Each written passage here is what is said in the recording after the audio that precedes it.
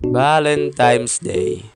Magpe-February 14 na, araw na naman ng mga puso. Pero ito ka pa rin, single at hanggang sana all na lang. Tagagalaw naman dyan boy. Pero paano nga ba magkajowa? Una, dapat pogi, mayaman, matangkad, may six-pack. Hindi, joke lang. Sino ba dyan yung mahilig magbigay ng mga flowers, chocolate, at iba pang mga bagay sa kanyang crush?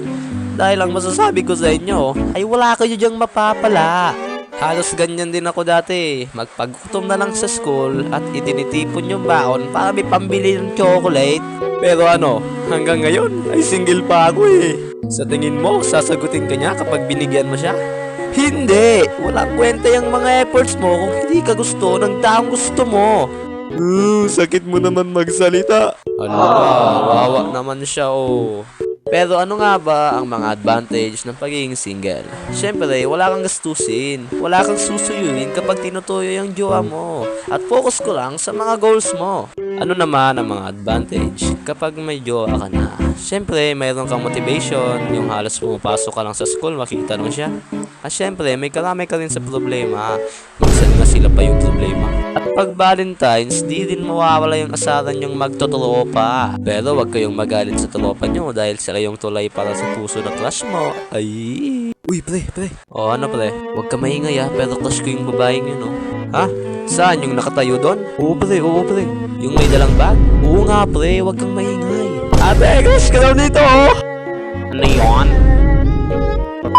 Siyempre, kapag Valentine's, di rin mawawala ang mga events sa school. Tulad nga ng Valentine's Day, color coding. Yung magsasabi ba kung ano yung status mo kapag Valentine's? Siyempre, ako white kasi study first ako.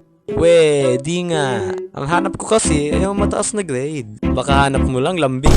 Yani! At mayroon din ng mystery or blind date, yung magpapahuli ba ng isang girl at isang boy para ilagay sa date. Wala naman akong problema. Pero mga pinipili nilang taga-huli, yung mga athlete at mga batakang katuan, syempre wala kanyang takas kung ikaw yung mapiling hulihin. Sortihan na lang kung makakatakas ka pa. Ano naman ang thrill nito? Siyempre, di mo alam kung sino magiging ka-blind date mo kasi random nga. Okay, magpahuli po kayo ng isang boy na naka-white at isang girl na naka-white din. Parang di naman ako nila huhulihin eh. Marami namang mga naka-white na lalaki eh. Buhay ng gangsta, buhay ng gangsta. Okay, pwede mo nang alisin ang iyong blindfold. Dahan-dahan, ang gabi ay painitin, malachos ang kagandahan. Hashtag hanggang daydream na lang. At may isa ring laro na ikukulong kayo at kailangan bayaran upang makalabas. At yun na yung mga alam kong laro kapag Valentine's eh. At kung tatanungin nyo naman ako kung ano ang aking gagawin ngayong Valentine's, syempre tamang nood lang ng TikTok. Alam mo ba na kapag kinagat ka ng langgam ay hindi pala ang kagat nila ang masakit? Dahil ang mga langgam pala ay may mga stinger din tulad ng mga bubuyog. Ang silbi pala ng dalawang pangil nila ay para magkaroon sila ng magandang grip sa iyong balat. Nang sa gayon ay ma-inject nila ang kanilang venom sa'yo, which is paulit-ulit nilang gagawin na siyang sanhi ng sakit na mararamdaman mo tuwing nakakagat ka ng langgam. Pero alam mo ba kung ano mas masakit? Yung makita siyang masaya na sa piling ng iba.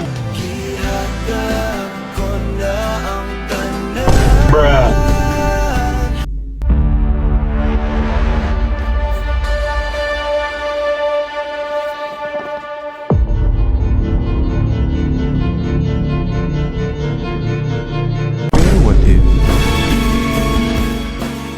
What if ginamit ka lang naman niya pala talaga? Emotional damage. At yun lang para sa ating Valentine's Day video. At sa mga single dyan, huwag kayong mawala ng pag-asa at palagi lang manalangin dahil tutupadin din niya ni Lord. At sa mga may jowa dyan, lagaan ninyo mabuti ang iyong mga heavy loves. At yun lang, salamat sa panonood at magkita na lang tayo sa susunod na video. Bye!